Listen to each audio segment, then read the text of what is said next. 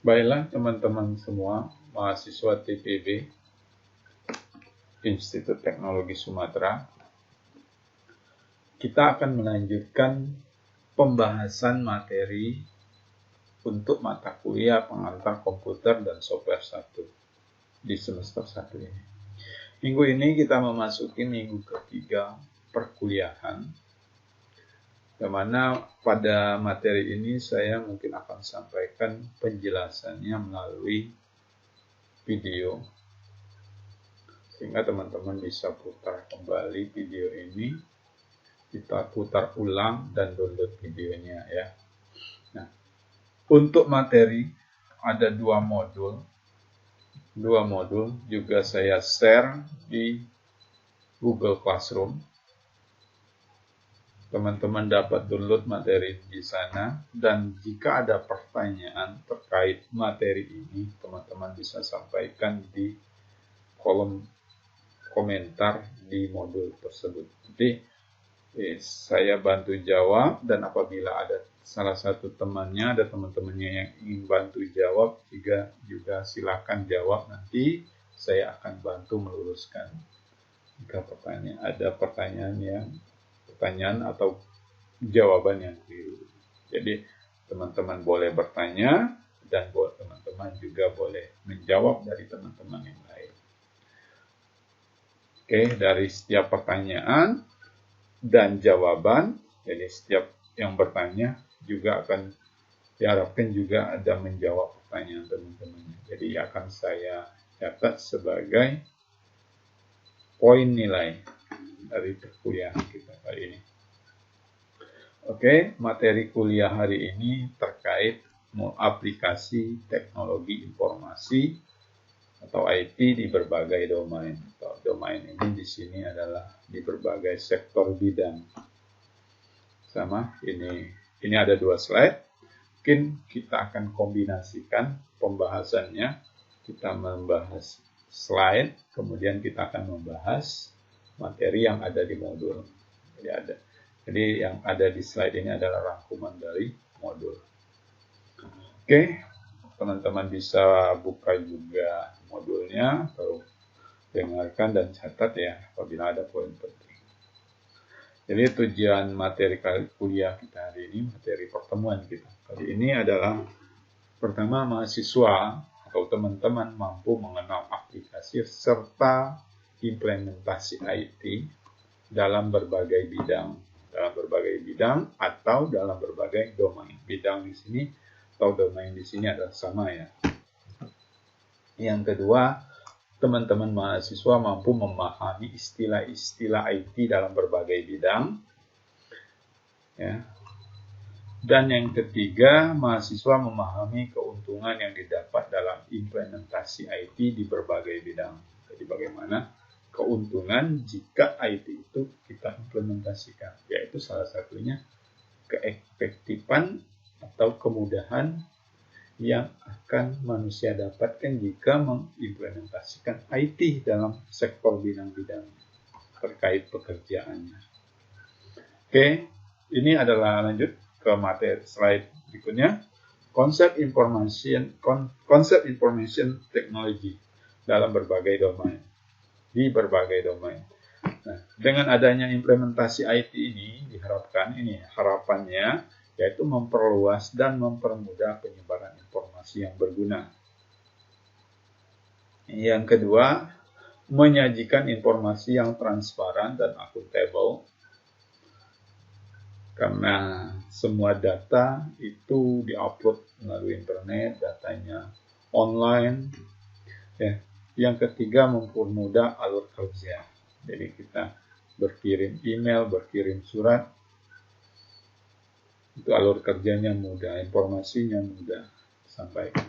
Dan yang keempat, mempercepat proses dari sistem yang ada. Jadi proses misalkan harus validasi, itu bisa validasi online ya, seperti teman-teman yang lakukan ketika PMB, validasi online, upload berkas, jika kurang disampaikan di dalam online, komentar online-nya ya. Nah, yang terakhir, menciptakan partisipasi publik secara luas. Jadi publik di sini masyarakat, jika terkait pemerintahan, bisa menyampaikan aspirasi, bisa menyampaikan keluhan, ya, bantuan, bisa. Termasuk partisipasi dalam publik ini terkait layanan kepada publik, itu bisa. Nah, di sini diilustrasikan dalam gambar, semuanya itu baik di sektor router server, ada bank insurance dan server, ada agro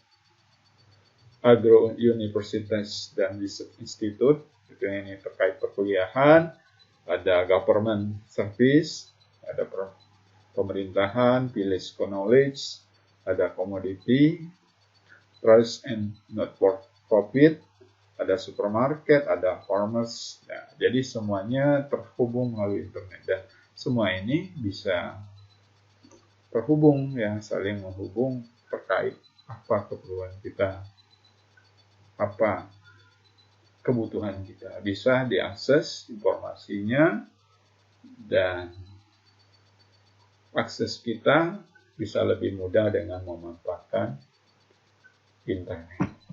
Ini adalah manfaat dari diimplementasikannya teknologi. Jadi kita menggunakan internet ini mungkin melalui aplikasi yang terakses menggunakan, yang bisa kita akses menggunakan internet. Nah, lanjut, ini contoh berbagai bidang yang implementasikan IT. Misalkan jadi di semua sektor itu banyak, ya, semua sektor tidak bisa lepas dari IT, ya. Ya, jadi harus mau tidak mau IT itu sudah kebutuhan dan mempermudah kita, ya. Jadi contohnya dalam pemerintahan itu adanya e-government. Itu adalah elektronik pemerintahan. Nah, adanya website pemerintahan. Jadi itu website pemerintahan terkait pusat pemerintahan, terkait struktur pemerintahan, terkait yang berkait dengan pemerintahan, terkait daerah, potensi, atau struktur-struktur pemerintahan, ya, baik itu kedinasan tertentu dan pelayanan publik. Terkait informasi di pemerintahan tersebut. Nah, yang kedua, e-katalog. Ini adalah portal pengadaan barang atau jasa secara online. Ini terkait pengadaan, ya, misalkan ada lelang seperti itu. Jasa secara online yang disediakan oleh pemerintahan, ya, layanan publik. Ini misalkan pelayanan iktp bisa online, dan perpanjangan SIM dan lain sebagainya. Yang berikutnya e-procurement atau electronic procurement. Ini adalah portal lelang. Jadi portal lelang ini, ya, jadi di sini ada lelang, misalkan lelang terkait proyek, terkait pengadaan barang. Di sini tender online dilakukan. Jadi akan lebih transparan. Ada yang lanjut ke berikutnya, ada contoh masih di pemerintahan, budgeting. Ini adalah pengalokasian anggaran secara elektronik. Jadi bisa transparan alokasi daerah, pembangunan daerah. Ini jika pemerintahnya menerapkan budgeting atau anggaran dana kabupaten ini berapa, ini untuk sektor pendidikan, untuk sektor pertanian, ini sektor kesehatan dan lain sebagainya. Ada smart city, ya, untuk pendidikan dan untuk kemajuan di kabupaten tersebut atau pemerintahan tersebut dan lain sebagainya. Itu yang kita sebutkan tadi, ini implementasi IT di pemerintahan. Dan untuk di bidang keuangan, finance teknologi ada P2P lending. Ini sistem yang mempertemukan peminjam dan penerima pinjaman. Ini contohnya. Jadi bisa online. Ada dua. Yang berikutnya ada online investment, investasi online. dapat berupa reksadana, deposito, saham dan lain-lain. Jadi ini bisa online. Ini tanpa kita harus datang. Nah, yang lagi kita booming sekarang ini, kita nggak, yang berikutnya ini contohnya, kita nggak harus punya uang di dompet. Kita sudah di beberapa tempat kita sudah menerapkan e-money. Itu misalnya OVO, GoPay, Plus, Breezy, Porta, Cash dan sebagainya. Contoh misalkan kita naik mobil, naik tol. Jadi kartu tol kita itu diisi saldo. Saldo itu e-money. Kita berbelanja itu menggunakan e-money misalkan. Bukan tidak mungkin kita terapkan, akan diterapkan di semua jika pembayarannya online ya. Pembayarannya bukan e-money. Masuk OVO yang sudah kita gunakan dalam belanja, GoPay ya, dan sebagainya.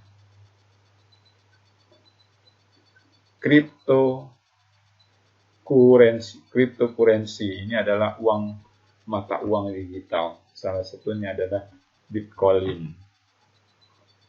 Bitcoin ini mata uang digital, ada payment gateway, Doku, misalkan ini Trans dan Transfer Pay.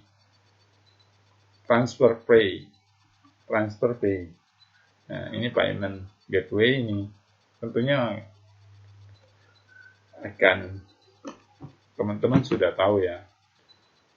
Yang berikutnya crowdfunding, ini sistem pengumpulan dana massal secara online. Misalnya kita bisa ini untuk bantuan sosial, untuk terkait pembangunan, yang bisa,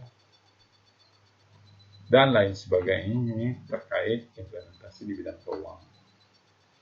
Nah, di bidang pendidikan itu banyak.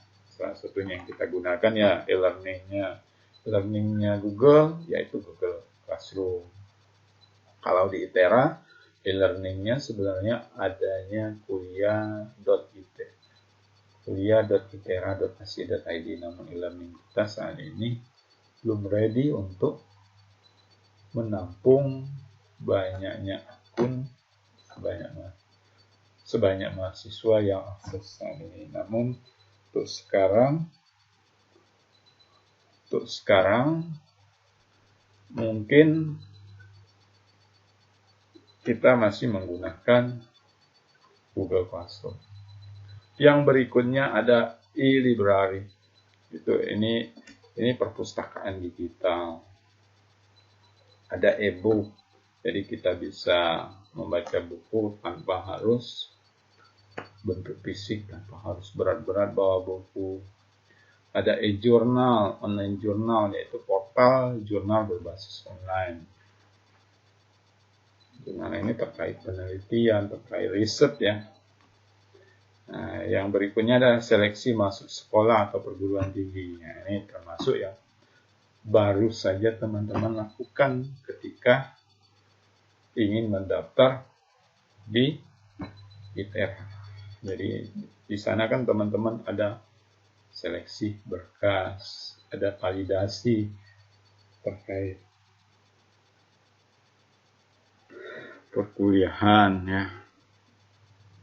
Terkait perkuliahan semester ini, seleksi masuknya, terkait seleksi pemberkasan dan lain sebagainya, dan banyak lagi ya teman-teman. Ini procurement, ini adalah solusi lelang yang lebih transparan. Ini contoh LPSI-nya Provinsi Lampung, dan setiap daerah, setiap provinsi yang mungkin ada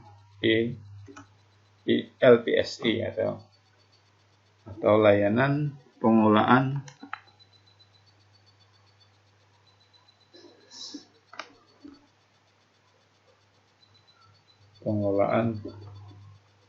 portal lelang ya secara elektronik ya.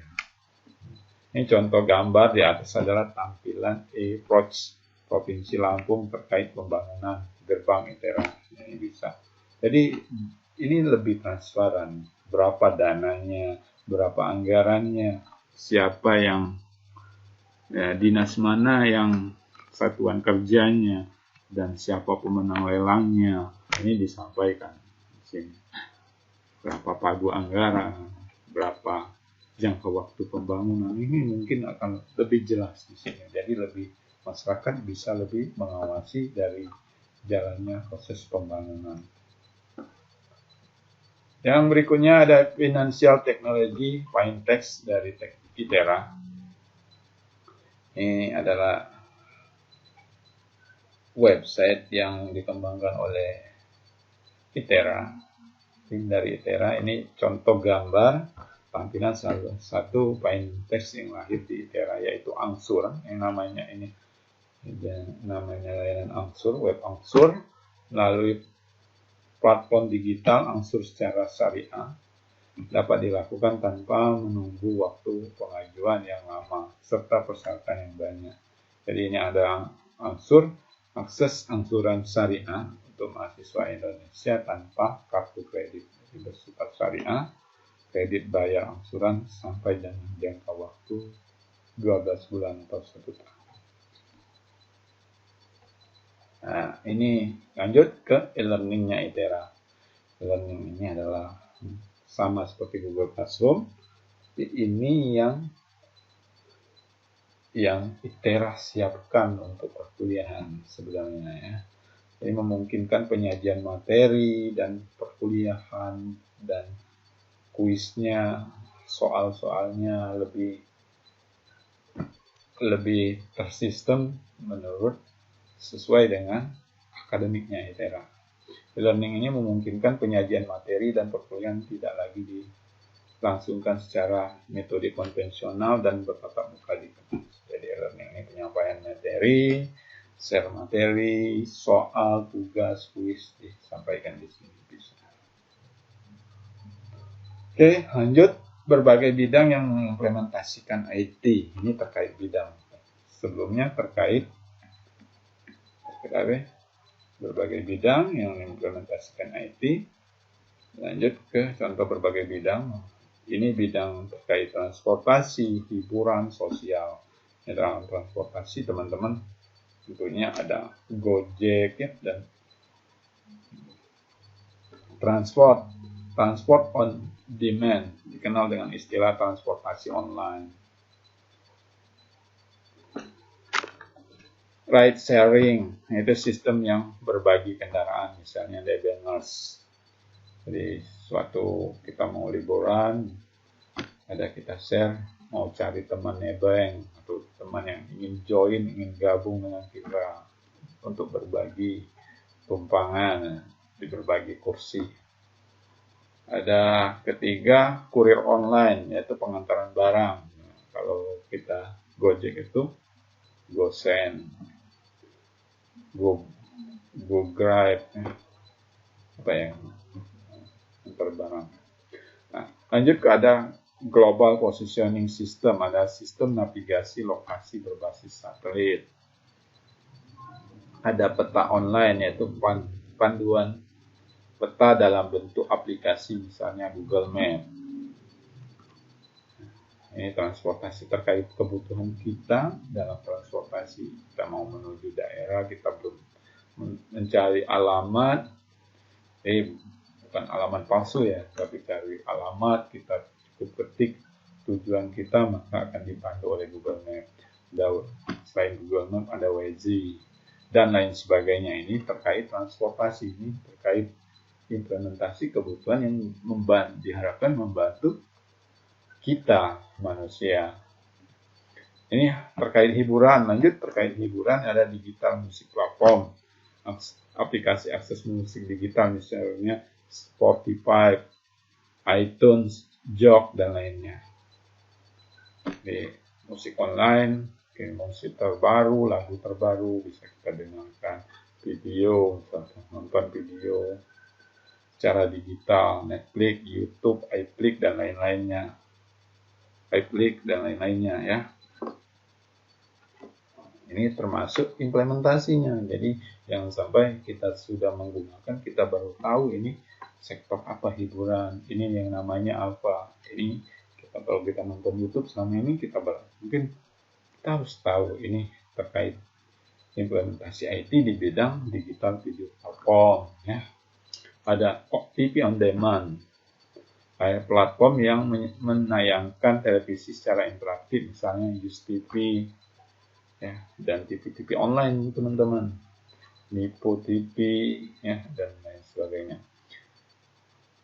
Dan ada online ticketing, ada sistem penjualan tiket baik itu bioskop maupun pertunjukan secara online. Jadi ada ticketing online ya, hiburan terkait teman-teman yang mau download, yang mau nonton bioskop, untuk implementasinya ticketing. Jadi kita bisa memesankan tiket secara online.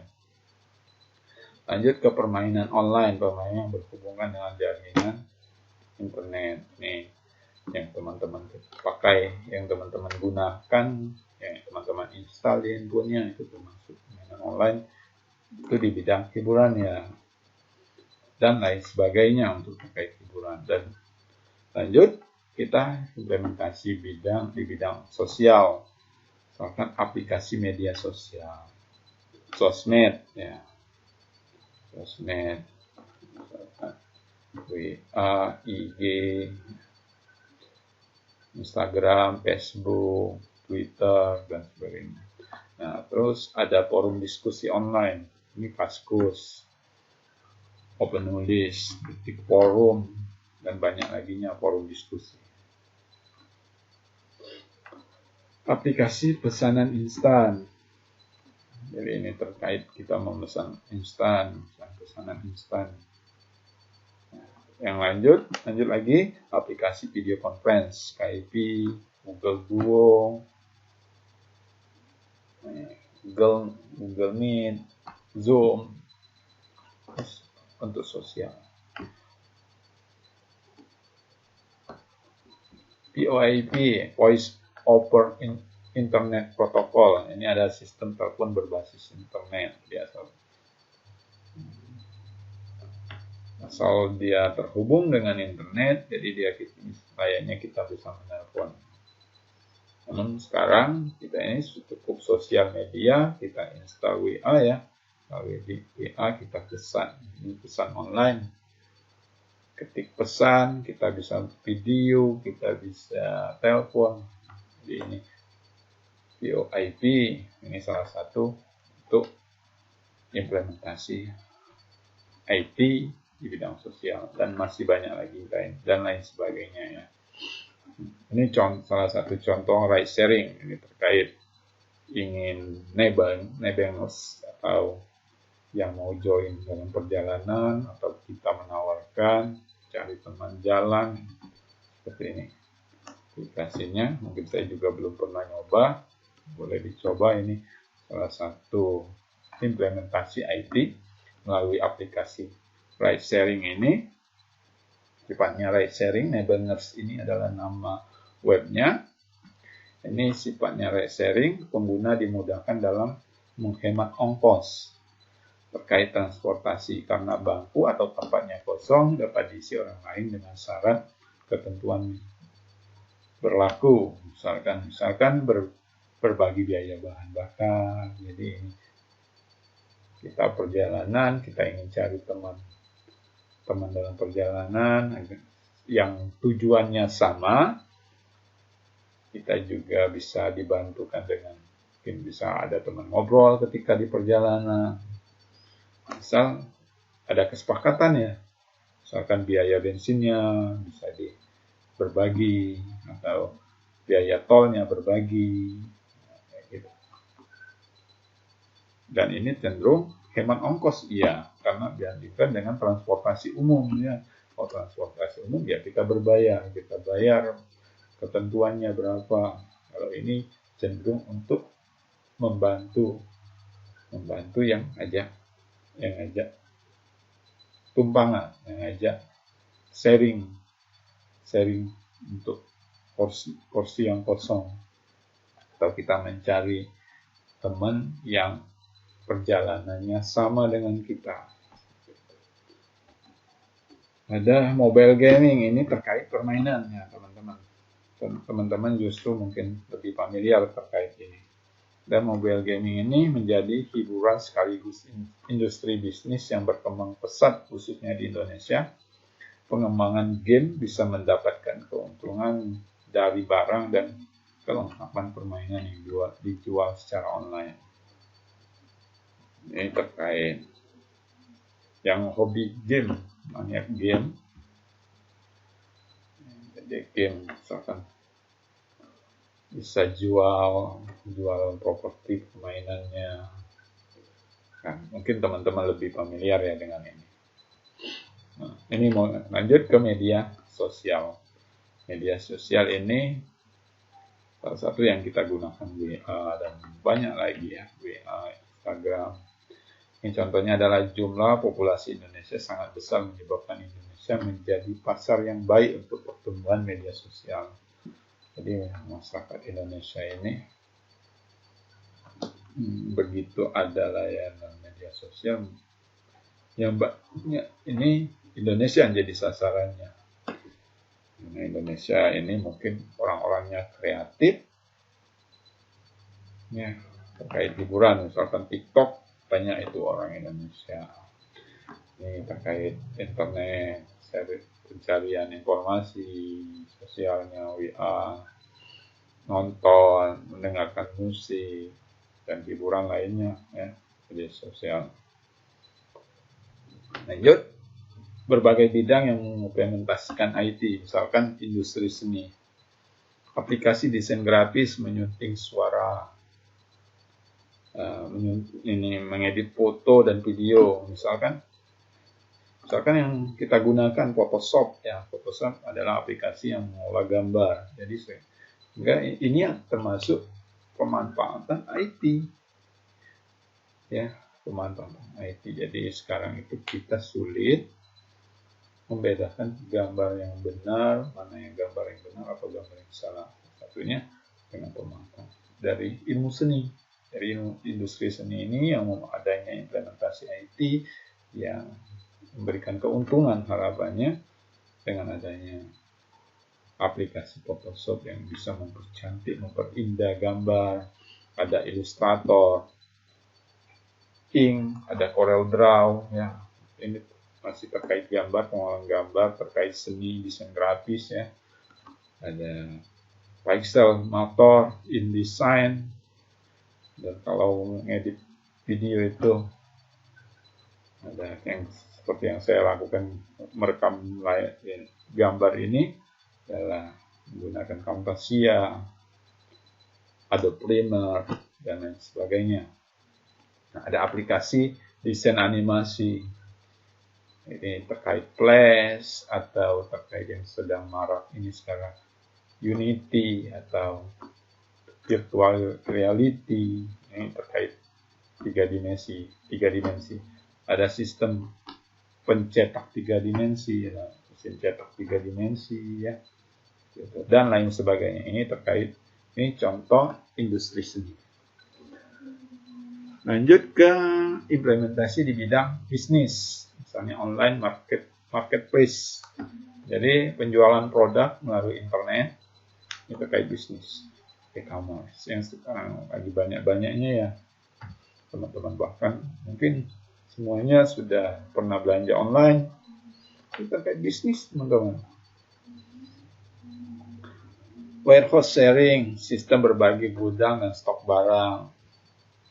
Ini terkait bisnis, terkait stok barang, informasi barang yang ada.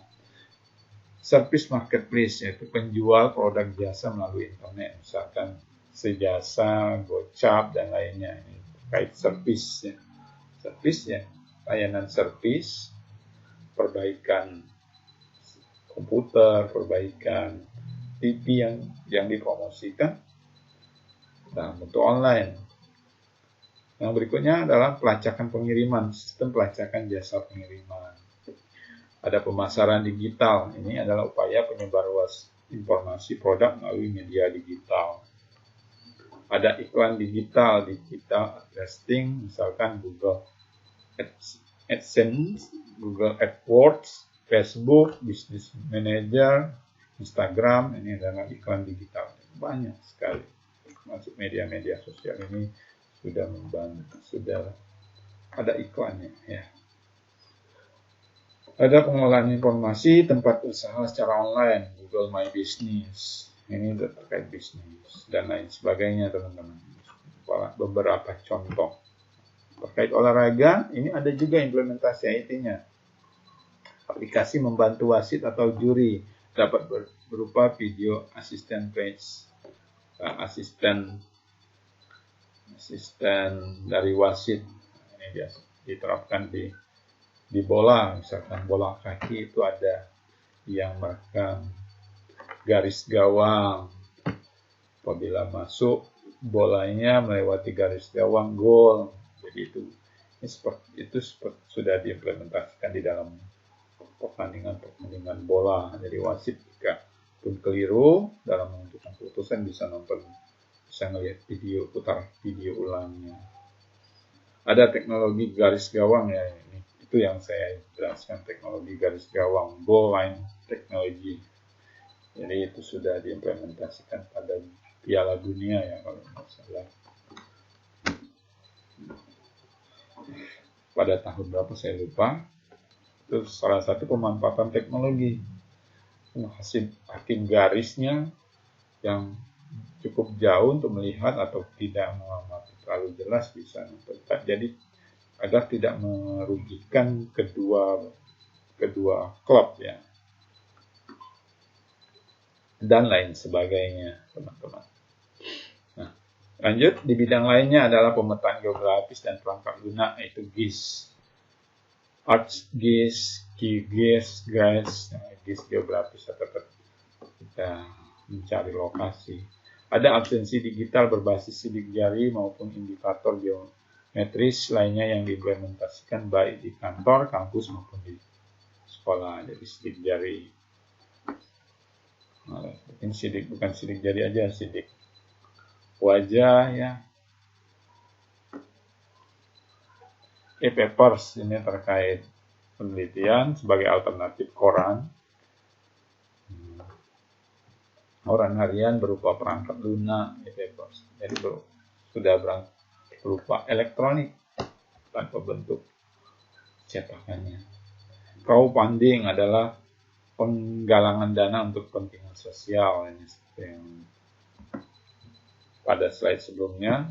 Ada smart contract dengan memanfaatkan teknologi blockchain ya, dan masih ada yang lainnya. Ini demografi penggunaan internet. Lanjut ke slide ini adalah pengguna internet di Indonesia. Jadi ya, dari 143,2 juta jiwa dari total populasi penduduk Indonesia, 262 juta orang itu menggunakan internet. Jadi berarti 54,68% itu sudah familiar menggunakan internet. Jadi penggunaan internet di Indonesia itu sudah mencapai terbalik ya, dari 262 juta orang itu 143,62 juta jiwa itu mayoritas dari pengguna tersebut merupakan pekerjaan. Penggunaan internet itu kemudian pekerja yang memanfaatkan internet, kemudian dengan ibu rumah tangga. Ibu-ibu rumah tangga bahkan di dapur itu sering menggunakan internet, mungkin terkait nonton video masak atau dia merekam tutorial masak dan lain sebagainya. Lalu ada pekerja, ada mahasiswa seperti kita ya yang lagi belajar itu menggunakan ini pengguna internet ya. Kemudian ada penetrasi penggunaan internet di Indonesia. Ini berdasarkan daerah ya. Ada Sulawesi, Maluku, Kalimantan, Sumatera, Bali, Jawa. Yang paling besar sekali itu adalah Jawa. Di Pulau Jawa itu sangat besar, banyak 58. Ini surveinya mungkin beberapa tahun yang lalu ya, mungkin belum update survei ini. Seperti pada penjelasan pertemuan kedua yang lalu, presentasi penggunaannya. Ini lanjut ke tujuan akses internet. Referensi survei dari data di atas dapat diunduh melalui link berikut. Jadi ini ada link untuk referensinya. Ya. Tujuan akses internet itu, misalkan sosmed itu banyak. Ini masih membahas terkait materi yang minggu lalu yang penggunaan internet. Yang paling tinggi itu yang berada paling atas itu adalah penggunaan media sosial. Baik. Chatting itu paling banyak, karena chatting melalui internet asal punya koneksi itu agak lebih murah biayanya ya, dibandingkan kalau kita kirim pesan melalui SMS. SMS itu bayar, itu 300 bisa 3,5 beberapa ya kalau SMS. Karena saya mungkin sudah lama juga nggak menggunakan SMS, sering yang gunakan chatting, jadi saya juga kurang tahu biaya SMS berapa. SMS, search engine atau pencarian terkait kebutuhan kita, mencari informasi, melihat gambar, itu persentasenya dapat dilihat teman-teman, melihat atau menonton video, menonton YouTube, menonton drama Korea dan hiburan, download video itu besar yang hobi nonton, download gambar itu banyak, upload file, ini upload file banyak ya. Contohnya saya upload file ke Google Classroom, itu termasuk layanan yang diakses. Ada email, berkirim email, memberi barang, shopping ya, Shopee, baik itu di Shopee, Bukalapak dan lain sebagainya. Ada pendaftaran, jadi pendaftaran ini banyak ya kategorinya. Layanan internet, pendaftaran melalui online, pendaftaran sebagai mahasiswa baru, pendaftaran yang buat memperpanjang KTP dan pendaftaran ini berobat dan lain sebagainya. Ada jual barang, nah, ini yang ya jual barang barang habis pakai, barang yang sudah dipakai mau dijual atau barang baru dijual secara online. Nah, ada perbankan. Jadi perbankan juga sudah lama sih sebenarnya menerapkan internet ya. Mobile banking, SMS banking ya. Jadi kita bisa transfer tanpa harus datang ke bank. Kita bisa bayar tanpa harus ke bank ya. Kita bisa isi pulsa, isi kuota melalui mobile banking. Ini adalah persentase penggunaan internet, layanan internet di beberapa sektor bidang, di beberapa kebutuhan yang umum digunakan.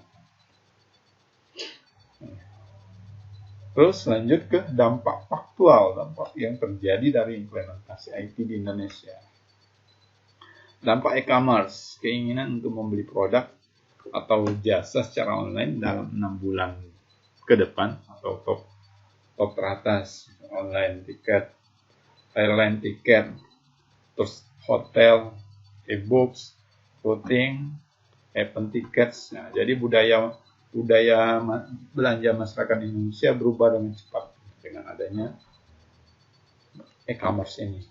Dalam kurun waktu singkat, travel dan usaha jual beli tiket pesawat tergantikan dengan situs penjualan tiket.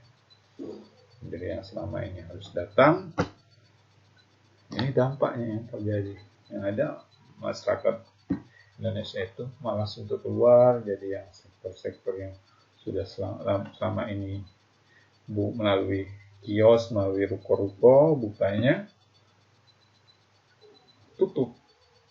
Karena masyarakat itu cenderung ingin belanja online dan barang yang online itu ada promo, ada gratis, ada harganya lebih murah.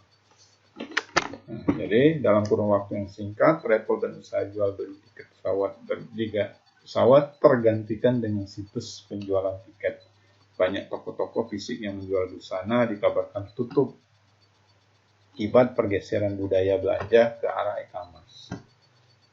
Jadi ini dampak yang nyata, toko-toko yang selama ini buka karena kebiasaan Indonesia. Kalau Indonesia ini ingin cari yang murah dan harga yang murah, malas untuk keluar, yang toko-toko yang sama ini buka jadi tutup. Nah ini silakan kunjungi tautan di bawah ini terkait riset ini terkait penelitian perilaku konsumen yang belanja online dan akibat yang terjadi untuk masyarakat yang menjual produknya tanpa online. Jadi ini dampak e-commerce sebelum era online, belanja online. Jadi kenapa? Ini perbandingannya. Ya. Jadi ada kemudahan, namun juga ada dampak yang terkena. Nah, sebelum era belanja online, misalkan pembeli harus datang ke toko. Jadi fisiknya harus datang, orangnya harus datang, melihat baju, melihat dasar untuk berbelanja. Kalau saat ini, pembeli cukup mengakses situs atau aplikasi dari marketplace, chat, sudah itu sangat menjamur. Barang akan dikirim ke alamat. Jadi terkait kita belanja baju, kita bisa chat, tanyakan ini dasarnya berapa, ini ada ukuran apa, ini bahannya bahan apa, ini luntur atau tidak, ini panas atau tidak dipakai baju ini. Jadi bisa berkonsultasi, bisa bertanya di sana. Ya. Yang berikutnya, pembeli harus menyediakan uang cash. Tidak semua toko mendukung pembelian dengan debit atau kartu kredit. Ini yang terjadi. Nah, jadi kalau saat ini dibandingkan dengan saat ini, sebuah marketplace didukung pembayaran dengan kartu kredit atau debit. Jadi tanpa harus datang. Mendukung pembayaran dari bank maupun manapun, bahkan dengan cicilan tanpa bunga. Kartu kredit, ya. Dengan belanja e-money. Ya. Lanjut ke pembeli harus berkeliling ke toko-toko lain untuk memperbandingkan harga. Jadi datang, jadi kalau kita cari baju itu meluangkan waktu ke toko ini, ke toko ini.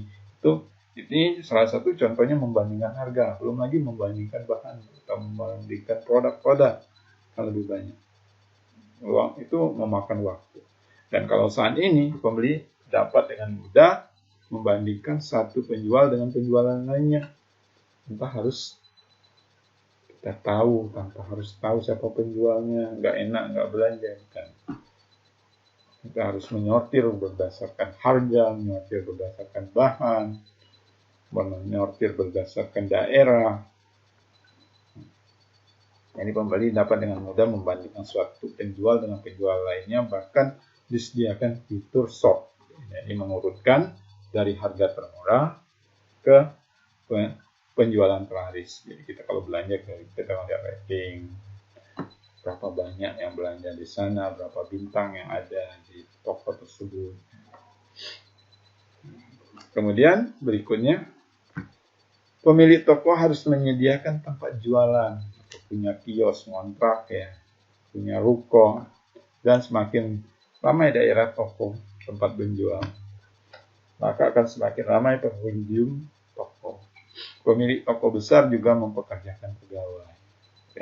Selama ini harus punya tempat dagang, harus punya lapak ya, dan tentunya pelayan-pelayannya harus ada yang bantu untuk menjualkan.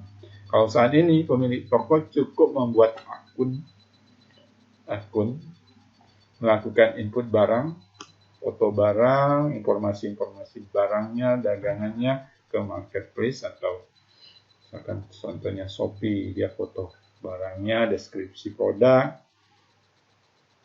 dan melayani chat. Tidak membutuhkan karyawan tentunya ya. Tidak membutuhkan karyawan tambahan karena semua dilayani oleh sistem secara otomatis, baik transfer, nggak perlu ada kembalian, bisa bayar secara online. Dan deskripsi produk sudah dibantukan dengan pengunjung dengan membaca informasi produk. Dan berikutnya lanjut ke implementasi e-government di pemerintahan elektronik di pemerintahan. Ada government itu nih, citizen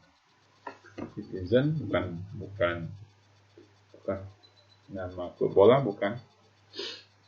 Nah, government to citizen merupakan teknologi informasi yang menyampaikan tujuan untuk memperbaiki hubungan interaksi antara pemerintah dengan masyarakat. Ini terkait layanan dan masyarakat dan memperoleh kemudahan bagi masyarakat mencari informasi pemerintah yang diperlukan.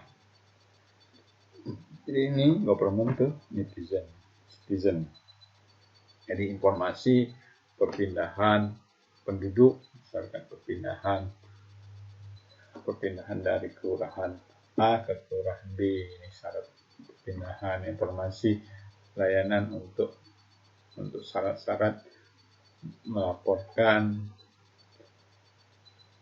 menikah, syarat-syarat menikah,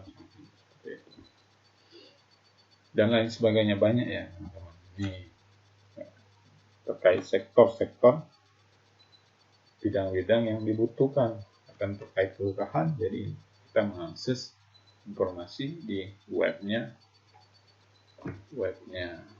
kelurahan dan lain sebagainya. Ada government to business atau G2B. Government to business ini adalah jenis dari hubungan pemerintah dengan bisnis yang terjadi karena butuhnya relasi baik antar pemerintah dengan kalangan pelaku bisnis. Tujuannya untuk kemudahan berbisnis masyarakat kalangan pebisnis itu sendiri. Ada government to government, jadi pemerintahan dengan pemerintahan, baik pemerintahan daerah ke pemerintahan pusat atau provinsi dengan provinsi. Government to government, G2G merupakan sebuah website milik pemerintah yang dibuat untuk memenuhi berbagai pencarian informasi yang dibutuhkan pemerintah satu pemerintah lainnya, serta untuk melancar serta mempermudah kerjasama antar pemerintah yang dibutuhkan. Ada government to employers atau G2E merupakan jenis hubungan yang diperuntukkan bagi pegawai pemerintah atau pegawai negeri ya, untuk lebih meningkatkan kinerja serta kesejahteraan pegawai yang bekerja di institusi pemerintahan. Ini layanan jenis hubungannya. Dalam sistem pengadaan barang dan jasa sebelum adanya e-government, pengadaan barang, pemasukan dan pengambilan dokumen dilakukan dengan tatap muka.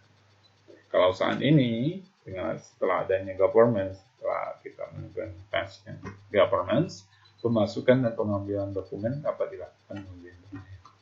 Download dokumen dengan file sharing bersama, diupload di Google Drive dan lain sebagainya. Google Drive atau Dropbox dan lain sebagainya. Pengumuman hanya dilakukan di media cetak selama ini.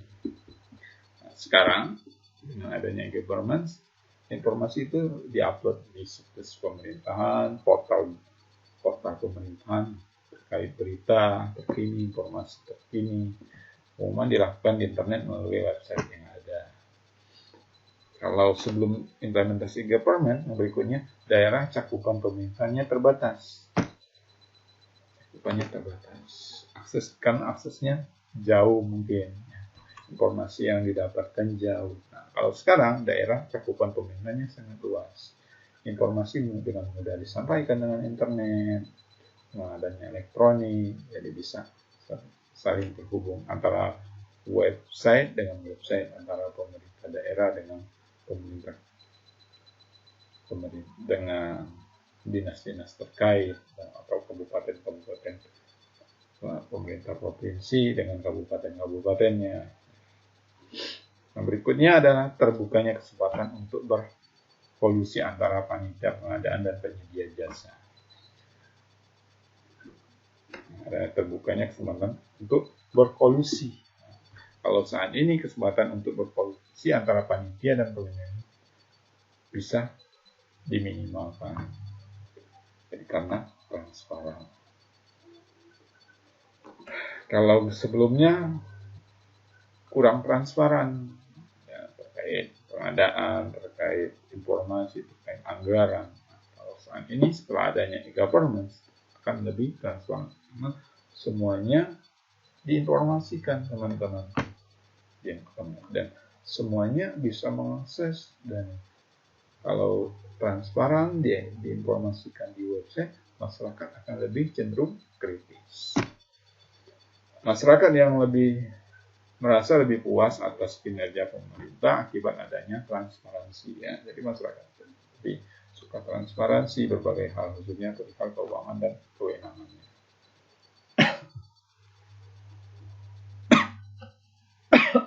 Lanjut, implementasi IT di bidang pendidikan dan sains. Nah, ini sebelum adanya implementasi di bidang IT, dalam hal seleksi peserta didik harus datang dan mendaftarkan ke sekolah atau kampus ya teman-teman, harus datang langsung. Mahasiswa yang bersangkutan harus datang sama orang tua. Kemudian mengumpulkan berkas administrasi secara manual. Apabila administrasinya berkasnya kurang, pulang lagi ke rumah, mengambil berkas lagi, termasuk mengisi formulir pendaftaran. Nah, hasil seleksi diumumkan di papan pengumuman, dicetak di media koran, ditempelkan di papan pengumuman sekolah, ditempelkan di papan pengumuman kampus. Kalau sekarang implementasinya di bidang IT, teman-teman bisa rasakan sendiri ya teman-teman ya, seleksi saat masuk kampus ya. Nah, mendaftar bisa secara online kan, walaupun secara sekarang dalam keadaan kita pandemi, kita bisa mendaftarkan online. Jadi tanpa menghambat teman-teman untuk masuk kuliah. Tunggu setelah pandemi COVID ini selesai, enggak. Jadi teman-teman bisa melakukan pendaftaran online. Isi formulirnya online kan teman-teman. Berkasnya diupload secara online kan. Ya. Dan kemudian ada berkas-berkas yang kurang, teman-teman diberikan catatan saat validasi online. Jadi seperti itu. Masuk penentuan hasil UKT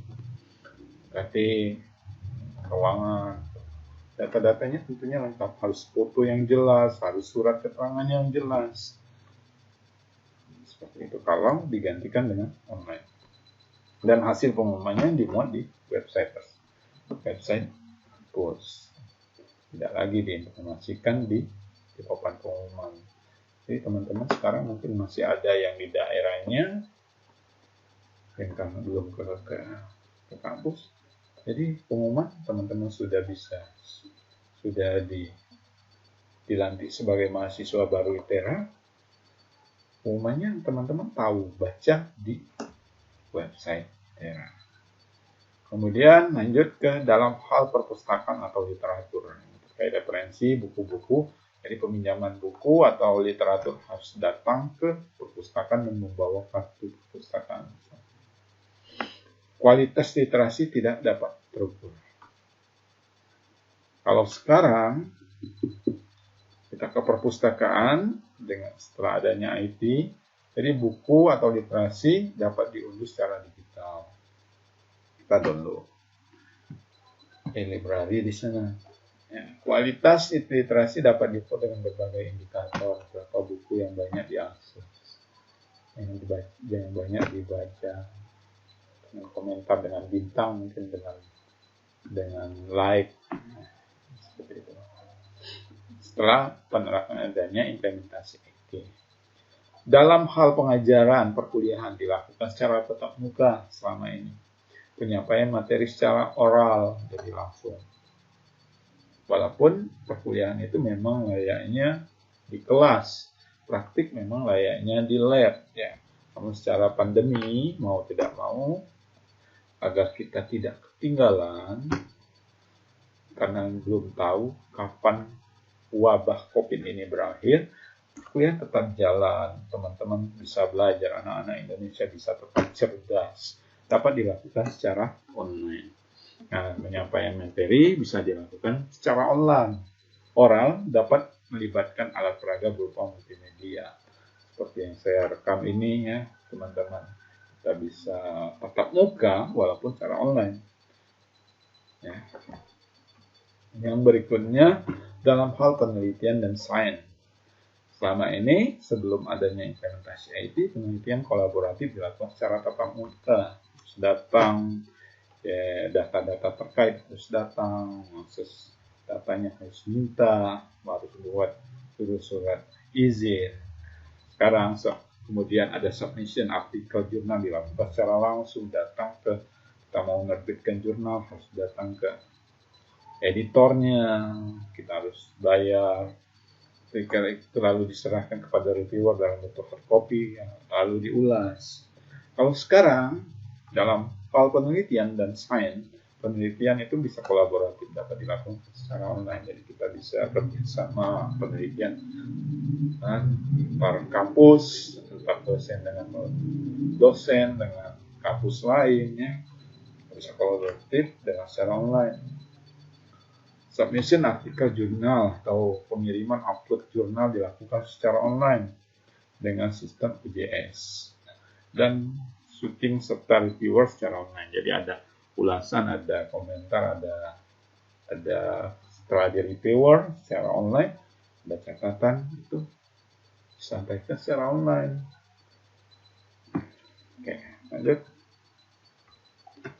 Nah, yang pada materi lanjut ini ada mini quiz.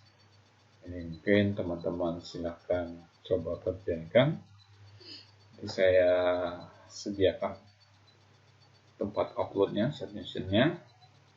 Ini beberapa pertanyaan terkait materi minggu ini. Ini bagaimana IT diimplementasikan di bidang pemerintah, khususnya di Indonesia. Tanggapannya, ini jawabannya teman-teman. Kemudian apa yang dimaksud dengan smart city? Menurut pendapat Anda, apakah layanan finansial teknologi akan menggantikan fungsi bank di masa depan? Ini terkait pendapat Anda.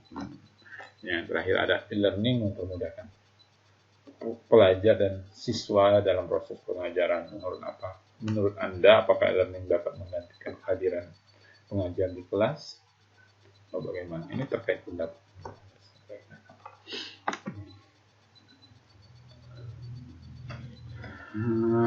Kita ulas terkait modul ya teman-teman. Mungkin beberapa materi juga disampaikan di slide. Jadi kita ulas juga di modul ini. Mengulas kembali. Hanya beberapa. Mungkin poin-poin pentingnya belum ada. Nah, teknologi informasi ini adalah teknologi yang membantu kita manusia dalam membuat, mengelola, mengubah, menyimpan. Ini yang dilakukan dengan pemanfaatan teknologi ini. Membantu kita dalam membuat, mengelola data, buat informasi, mengelola data, mengubah, mengedit, menyimpan, mengkomunikasikan, menginformasikan, serta menyebarkan informasi. Jadi dimanfaatkan teknologinya kita lakukan. TI, teknologi informasi ini menyatukan komputasi dan komunikasi berkecepatan tinggi untuk data, suara, dan video. Jadi dikombinasikan, itu ada berupa data, suara, video, dikombinasikan. Jadi ini salah satu yang kita gunakan saat ini. Adanya suara, adanya video yang saya sampaikan, adanya data yang saya share kepada teman-teman. Ini contoh dari teknologi informasi, bukan hanya berupa komputer pribadi, tetapi juga telepon, TV, peralatan rumah tangga, elektronik, piranti, cerdas genggam, smartphone, contohnya. Itu dari pemanfaatan teknologi. Ini beberapa referensi, teman-teman bisa baca.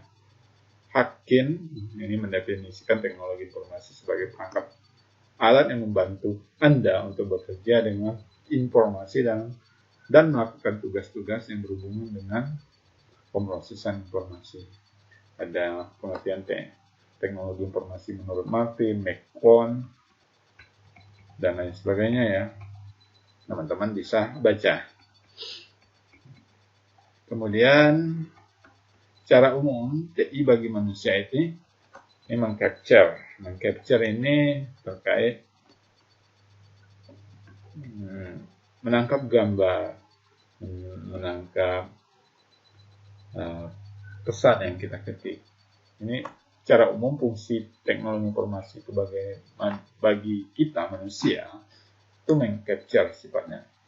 TI dapat mengkombinasikan catatan secara detail dalam berbagai aktivitas, misalnya menerima inputan dari keyboard, kita mengetik. Itu termasuk ini yang kita gunakan, namanya mengcapture di bidang IT. Non-scan, kita ada kertas yang telah tanda tangan ini, kita scan. Mic, ada suara, mengcapture suara. Mengcapture video, yang seperti yang direkam saat ini. Mengelola processing.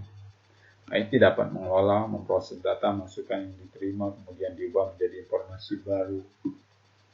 Itu mengelola data. Menghasilkan, TI akan menghasilkan atau mengorganisir informasi. Jadi informasi, misalkan survei. Misalkan yang contoh, misalkan perolehan suara dari pemilihan umum, pemilihan gubernur. Jadi masuk dari menghasilkan dari beberapa mengorganisir dari beberapa wilayah, beberapa kelurahan, RT masuk, kemudian dibentuk dalam buat grafik, tabel, dan perhitungan dan sebagainya. Itu tentunya menghasilkan setelah datanya diolah, diorganisir dari beberapa data yang masuk, diorganisir. Kemudian mensimpan atau storage. IT dapat merekam informasi data ke dalam suatu media yang kemudian bisa digunakan untuk keperluan lainnya. Misalkan data disimpan ke dalam flash disk, CD, dan hard disk. Itu salah satu penyimpanan data termasuk dari pemanfaatan teknologi. Mencari kembali data, misalkan data yang telah diolah, kita input, kita tulis, kita buat, simpan, kemudian kita buka lagi pencarian data. Cari data klien yang belum melakukan pembayaran. Jadi data-datanya ini bisa seperti modul yang sebelumnya, data yang tersimpan di database. Kita buka, cari kembali. Kalau selama ini kita secara manual data itu disimpan di dalam buku, di dalam kertas, kemudian disimpan lemari penyimpanan, itu lambat kita. Kalau pemanfaatan TI itu dengan mudah, dengan kata pencarian. Dan sebagai transmission, TI dapat mengirimkan data informasi dari satu lokasi ke lokasi lain dengan memanfaatkan jaringan komputer, mengirim data penjual ke tim lain di lokasi yang berbeda. Ini sama aplikasi di bidang pemerintahan, G2C, ini di slide sebelumnya disebutkan. Di bidang pemerintahan G2C, government to citizen, G2B, government to business, G2G, government to government. Pemerintah pusat, contohnya hubungan antar pemerintah pusat dengan pemerintah daerah yang dihubungkan dengan e-government. Contoh e-government Indonesia adalah e-budgeting, e-procurement, e-audit untuk mengaudit keuangan, e-katalog, e-payment, e-controlling. Contoh yang paling nyata di penggunaan itu adalah e-KTP. Ini adalah hubungan pemerintah Indonesia, pemerintah pusat yang menghubungkan masyarakat dengan mengurus birokrasi yang berkaitan dengan data pendudukan. Nah, di bidang pendidikan itu ada e-learning, perpustakaan, e-library, ensiklopedia, jurnal, majalah, itu online. Nah, webinar, video teleconference, seperti yang kita lakukan di Google Meet, ya, atau Zoom. Aplikasi IT di bidang ekonomi, e-bank, e-banking, e-commerce, penjualan online, itu bidang ekonomi. teman-teman bisa baca. Ini di bidang pertanian, agriculture. Jadi pemanfaatan di bidang pendidik pertanian juga ada, telah meliputi berbagai bidang kehidupan termasuk bidang pertanian. Ini adalah agriculture, ini adalah pemanfaatan teknologi informasi dan komunikasi di bidang pertanian. Dan ini dilakukan di semua aktivitas pertanian, mulai dari proses produksi sampai saat pengemasan hasil. Jadi informasi terkait pupuk, bibit, panen, layanan, dan menjual hasil pertanian itu di agriculture. Dalam rangka strategi Renstra Departemen Pertanian, ini contohnya di tahun 2005 sampai 2009 dicanangkan kebijakan operasi program teknologi informasi komunikasi, yaitu pengembangan penyelenggaraan sistem informasi statistik pertanian, peningkatan pemantauan dan penyebaran informasi, peningkatan kualitas sumber daya dan bidang statistik sistem informasi, dan pengembangan dan penataan kelembagaan sistem informasi. Ini Renstra di Departemen Pertanian di tahun 2005 sampai 2009 yang lalu. Jadi penerapan atau kebijakan pemerintah di Indonesia terkait pentingnya implementasi IT di sektor pertanian. Ini beberapa contoh riset pengalaman pemanfaatan TIK di bidang pertanian ya, teman-teman bisa baca. Transportasi online ya, sudah ada GoGrab, Gojek, dan banyak ya, Uber, antrian, Ojek, dan Grab, Gojek. E-ticketing system, jadi penjualan tiket online. Di bidang kesehatan ada juga teman-teman bisa baca rekam medis berbasis komputer, teknologi penyimpanan data portable, kemudian ada teknologi kabel, komputer genggam, dan masih banyak lainnya. Jadi teman-teman bisa baca ini modul ya. Mungkin ini modul pertemuan ketiga, teman-teman bisa baca dan bisa baca lagi apabila kurang penjelasan kurang, teman-teman bisa baca sendiri di modul 1. Saya harapkan ini modul slide ini sudah merangkumkan materi pertemuan kita modul 3 ini ada di slide. Ini adalah rangkuman dari modul. Jadi demikian untuk pertemuan kali ini. Untuk pembahasan materi ini, teman-teman jika ada yang ditanyakan, boleh disampaikan di komentar atau forum diskusi minggu ini. Ya. Oke, demikian. Terima kasih untuk materi hari ini. Sampai berjumpa di pertemuan berikutnya.